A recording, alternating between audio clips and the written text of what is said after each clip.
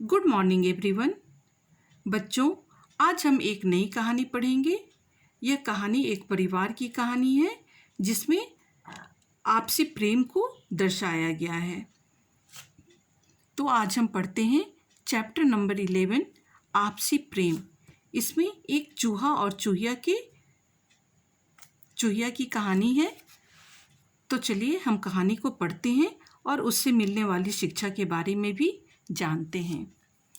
एक चूहा अपने बच्चों के साथ एक बिल में रहता था।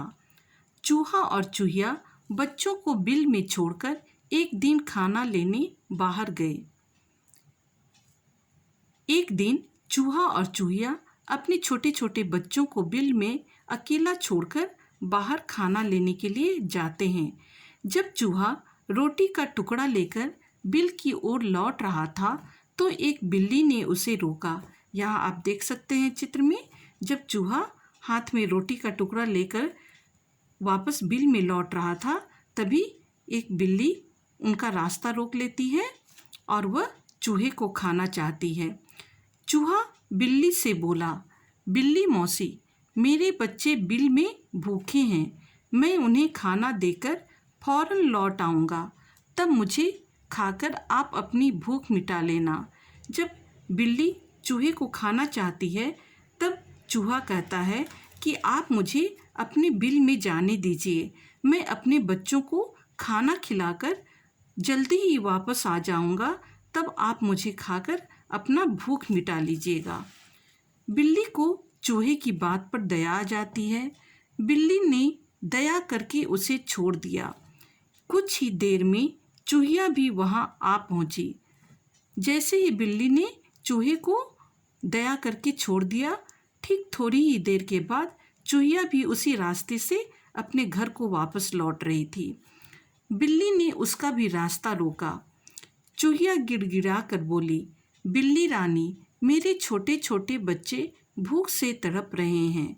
जब बिल्ली चूहिया का रास्ता रोकती है तो चूहिया भी वही बात कहती है कि मेरे बच्चे काफ़ी छोटे छोटे हैं और वे भूख से तड़प रहे हैं, मुझ पर मेहरबानी करो, यानी मुझ पर दया करो, उन्हें खाना खिलाकर मैं जल्दी ही लौट आऊँगी। चूहिया भी कहती है बिल्ली को कि मैं उन्हें खाना खिलाकर जल्दी वापस आ जाऊँगी, इसलिए आप मुझे बिल में जाने दीजिए। बिल्ली को चूहिया पर भी दया आ जाती है और बिल्ली उसे भी जाने के लिए दे देती है। चूहिया बिल में पहुंची। वहां चूहा पहले से ही मौजूद था। जब चूहिया बिल में खाना लेकर पहुंचती है तो देखती है कि वहां चूहा पहले से ही मौजूद है। बच्चों को खाना खिलाकर चूहिया चलने लगी तो चूहे ने उसके जाने का कारण पूछा।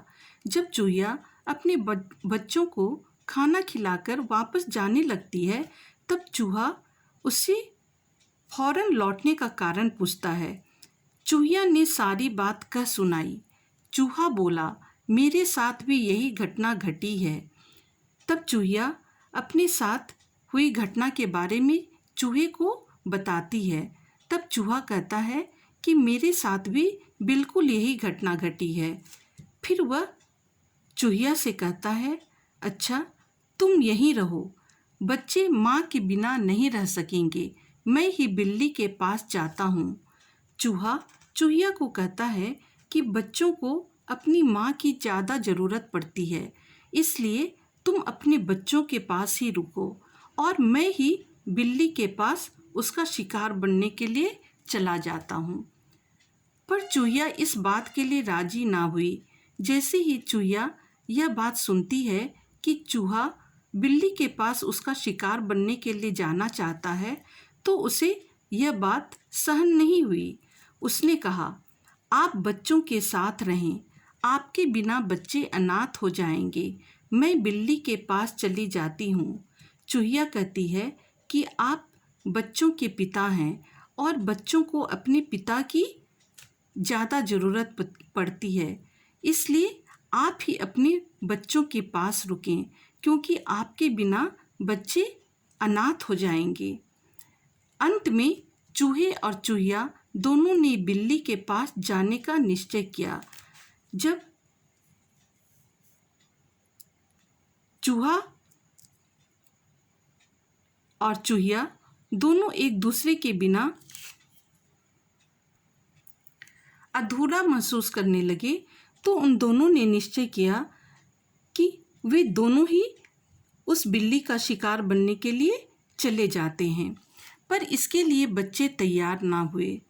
जब उन बच्चों ने अपने माता पिता की यह बात सुनी कि वे दोनों ही बिल्ली के पास जाना चाह रहे हैं उसका शिकार बनने के लिए, तो यह बात उनके बच्चों को हजम नहीं हुई। उन्होंने कहा कि मैं अपने माता पिता के बगैर नहीं रह सकता हूँ। अंत में चूहा पूरे परिवार को लेकर बिल्ली के पास आ गया। यहाँ आप चित्र में देख सकते हैं कि चूहा और चूहिया दोनों बिल्ली के पास हैं और उनके बच्चे भी बिल्ली के पास पहुंच जाते हैं, क्योंकि इन चारों में आपस में इतना प्रेम है कि वे चारों एक दूसरे के बिना नहीं रह सकते हैं। चूहा चूहिया को कहता है कि तुम बिल्ली के पास मत जाओ, मैं ही बिल्ली के पास चला जाता हूँ। लेकिन चूहिया चूहा से कहती है कि आप बिल्ली के पास मत जाइए, मैं ही बिल्ली का शिकार बनने के लिए या भोजन बनने के लिए चली जाती हूँ। और इन दोनों के बिना इनके बच्चे भी रहना नहीं चाहते हैं, क्योंकि उन्हें भी अपने माता पिता की ज़रूरत है। सारे परिवार को आया देखकर बिल्ली को आश्चर्य हुआ। अब ये चारों बिल्ली के पास पहुंच जाते हैं। अब बिल्ली को देखकर यह आश्चर्य होता है कि ये चारों मेरा भोजन बनने के लिए वापस आ गए हैं। उसने पूछा, तुम सब लोग क्यों आ गए? तब बिल्ली हैरान होकर पूछती है कि मैंने तो सिर्फ तुम्हें बुलाया था, या मैं सिर्फ तुम्हें खाना चाहता था, या मैं सिर्फ चूहिया को खाना चाहता था, लेकिन तुम सभी परिवार मेरे पास भोजन बनने के लिए क्यों आ गए? तब चूहा कहता है, हम एक दूसरे के बिना नहीं रह सकते, बच्चे अनाथ होकर नहीं जीना चाहते। चूहा यहाँ कह रहा है कि हम एक दूसरे के बिना नहीं रह सकते और हमारे बच्चे हमारे बिना नहीं रह सकते, इसलिए आप हम सबको खाकर अपनी भूख मिटाएं। इसलिए आप हम सभी को खा लीजिए, ताकि हमें किसी की कमी महसूस ना हो। परिवार का आपसी प्रेम देखकर बिल्ली को उन पर दया आ गई। यह बात सुनते ही बिल्ली को घोर आश्चर्य हुआ कि इस परिवार में आपस में कितना प्रेम है, कि सभी एक दूसरे से इतना प्रेम करते हैं कि वे एक दूसरे के बिना नहीं रह सकते। उसने उन सबको छोड़ दिया। तब बिल्ली ने उनके प्रेम को देख करके उन सभी को छोड़ दिया। तो इस कहानी से हमें क्या शिक्षा मिलती है? इस कहानी से हमें यह शिक्षा मिलती है कि अगर हम में एकता होगी तो हमारी ताकत और भी दोगुनी हो जाती है। और अगर हमारे अंदर प्रेम की भावना हो तो दूसरे व्यक्ति भी हमारे प्रेम की भावना को देखकर कुछ सबक अवश्य सीखेंगे। जिस प्रकार इस बिल्ली ने इस परिवार के आपसी प्रेम को देखकर उन पर दया दिखाई, उसी प्रकार दूसरे लोग भी अगर हमारे परिवार के बीच प्रेम को देखेंगे तो उससे अवश्य कुछ न कुछ सीख लेंगे। इसलिए हमें हमेशा आपस में मिलजुल कर एक साथ प्रेम से रहना चाहिए।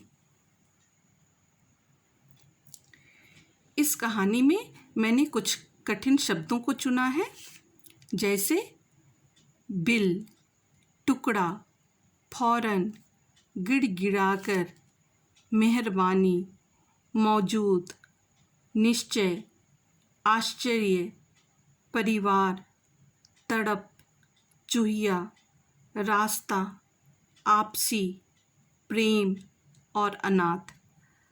आप सभी इसके स्पेलिंग को अच्छी तरह से देख लेंगे और इसे अपनी कॉपी में लिखेंगे। मैंने कुछ शब्दार्थ भी लिखा है, जैसे मेहरबानी, मेहरबानी का अर्थ होता है दया।